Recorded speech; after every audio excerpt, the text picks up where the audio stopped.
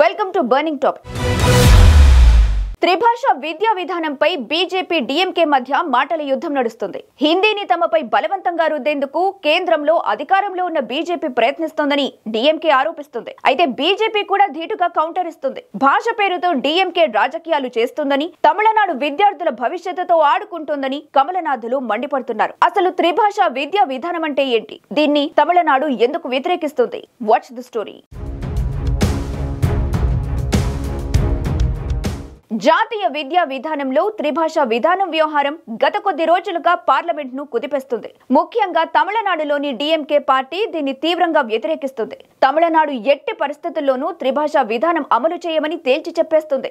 అయితే దీనికి కేంద్రం కూడా గట్టిగానే బదులిస్తుంది. త్రిభాష విధానం కొత్తగా తీసుకొచ్చింది కాదని, ఇది ఎప్పటి నుంచో ఉందని కాంగ్రెస్, డీఎంకే కలిసి దీన్ని రాజకీయం చేస్తున్నాయని బీజేపీ నాయకులు మండిపడుతున్నారు. కొద్ది రోజుల్లో తమిళనాడులో ఎన్నికలు జరగనున్న నేపథ్యంలో ఓటమి భయంతో డీఎంకే కొత్త నాటకం మొదలుపెట్టిందని కిషన్ రెడ్డి వంటి బీజేపీ నేతలు విమర్శిస్తున్నారు. అటు ఏపీ నుంచి పవన్ కళ్యాణ్ సైతం త్రిభాష విధానానికి మద్దతుగా మాట్లాడారు. తమిళనాడుకు హిందీ వద్దు, కానీ తమిళ సినిమాలు హిందీలో డబ్ చేసి డబ్బు సంపాదించడం కావాలని ఆరోపించారు. మాట్లాడితే సంస్కృతాన్ని తిడతారు, హిందీని మీరు రుద్దుతున్నారు, సౌత్ దక్షిణాదిని అంటారు. అన్ని దేశ భాషలే కదా. మన తమిళనాడులో తమిళ్ హిందీ రాకూడదు అంటుంటే నాకు అనిపించింది మనసులో ఒకటే, అప్పుడు తమిళ సినిమాల్ని హిందీలోకి డబ్ చేయకండి. డబ్బులేమో హిందీ నుంచి కావాలి, ఉత్తరప్రదేశ్ నుంచి డబ్బులు కావాలి, బీహార్ నుంచి డబ్బులు కావాలి, ఛత్తీస్గఢ్ నుంచి డబ్బులు కావాలి, కానీ హిందీ మాకు వద్దంటే అది న్యాయం. పనిచేసే వాళ్ళందరూ మనకి బీహార్ నుంచి రావాలి, కానీ హిందీని ద్వేషిస్తానంటే ఎట్లా? ఇవన్నీ మారాలి కదా. అందుకని భాషల్ని ద్వేషించాల్సిన అవసరం లేదు.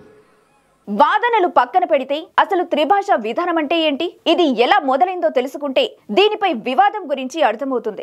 జాతీయ విద్యా విధానం 2020లోని త్రిభాష విధానం విద్యార్థులు 3 భాషలు నేర్చుకోవాలని పేర్కొంది. అందులో కనీసం 2 భారత మాతృభాషలు అయి ఉండాలి. మూడోది ఏదైనా అంతర్జాతీయ భాష కావచ్చు. ఈ ఫార్ములా ప్రభుత్వ, ప్రైవేట్ పాఠశాలలు రెండింటికి వర్తిస్తుంది. దీనిలో రాష్ట్రాలు ఎటువంటి ఒత్తిడి లేకుండా భాషలను ఎంచుకునే స్వేచ్ఛను పొందుతాయి. త్రిభాష విధానంలో భారతీయ భాషలతో పాటు విదేశీ భాషలకు కూడా స్థానం కల్పించబడింది. సెకండరీ స్థాయిలో 3వ భాషగా ఇంగ్లీష్ తో పాటు విద్యార్థులు German, Japanese, Korean, Spanish, French తో పాటు ఇతర విదేశీ భాషల్ని కూడా నేర్చుకోవచ్చు. తద్వారా ఇది వారికి విభిన్న సంస్కృతుల గురించి తెలుసుకోవడానికి, వారి ప్రపంచ జ్ఞానాన్ని పెంచుకోవడానికి, వారి భవిష్యత్తు అవకాశాలను మెరుగుపరుచుకోవడానికి ఎంతగానో ఉపయోగపడుతుంది. 1964-66 మధ్య కొనసాగిన మొదటి విద్యా కమిషన్ త్రిభాష విధానాన్ని ప్రతిపాదించింది. దీన్ని కోఠారి కమిషన్ అంటారు. దీన్ని 1968 జాతీయ విద్యా విధానంలో ప్రధానమంత్రి ఇందిరాగాంధీ అధికారికంగా స్వీకరించారు. 1986 జాతీయ విద్యా విధానం త్రిభాష సూత్రాన్ని ప్రతిపాదించింది. ఇది మాధ్యమిక విద్యలో ఆంగ్లం, రాష్ట్ర భాష, హిందీ భాషల్ని బోధించేలా చూడాలని పేర్కొంది. దీన్ని 1968లోని విద్యా విధానం నుంచి కొనసాగించారు. 1992లో పివి నరసింహారావు నేతృత్వంలోని కాంగ్రెస్ ప్రభుత్వం భాషా వైవిధ్యాన్ని, జాతీయ ఐక్యతను ప్రోత్సహించడానికి దాన్ని సవరించింది. అయితే జాతీయ విద్యా విధానం 2020లో హిందీని తప్పనిసరని ఏం చెప్పలేదు. ఇందులో ఏ ప్రత్యేక భాషను రుద్దకూడదని నిర్ధారించబడింది. రాజ్యాంగ నిబంధనల ప్రకారం జాతీయ సమైక్యతను ప్రోత్సహించడానికి, బహుభాషావాదాన్ని ప్రోత్సహించాల్సిన అవసరాన్ని నిర్ధారించడానికి త్రిభాష అమలు కొనసాగుతుందని పేర్కొంది. ఇందులో ఏ రాష్ట్రం పైన ఏ భాషను రుద్దరు. విద్యార్థులు నేర్చుకోవాల్సిన 3 భాషలు రాష్ట్రాలు, ప్రాంతాలు విద్యార్థుల ఎంపిక ప్రకారం ఉంటాయని పేర్కొంది. 3 భాషల్లో 2 భారతీయ మూలానికి చెందిన భాషలు ఎంచుకోవచ్చని తెలిపింది. దీనికి విరుద్ధంగా 1968 జాతీయ విద్యా విధానంలో హిందీని తప్పనిసరి చేశారు. జాతీయ విద్యా విధానం 1986, 1992 సవరణ ఈ విధానాన్ని బలోపేతం చేశాయి. హిందీని అనుసంధాన భాషగా ఉపయోగించడంపై రాష్ట్రాల మధ్య ఏకాభిప్రాయం అవసరమని తేల్చి చెప్పింది.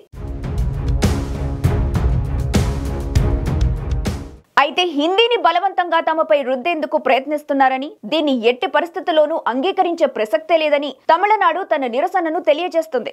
తమిళనాడులో ఎట్టి పరిస్థితుల్లో ఈ విధానాన్ని అమలు చేయబోమని ముఖ్యమంత్రి స్టాలిన్ ప్రకటించారు. హిందీని బలవంతంగా రుద్దితే సహించేది లేదన్నారు. ఇదిలా ఉండగా కేంద్రం నిధులు కావాలంటే జాతీయ విద్యా విధానంలో భాగంగా త్రిభాషా విధానం అమలు చేయాల్సిందేనని కేంద్రం పట్టుబడుతుంది. ఈ విషయంలో తాము యుద్ధానికి కూడా సిద్ధమని స్టాలిన్ ప్రకటించారు. దక్షిణాది రాష్ట్రాల్లోని పార్టీలను కేంద్రానికి వ్యతిరేకంగా పోరాడేందుకు కూడగట్టుకుంటున్నారు.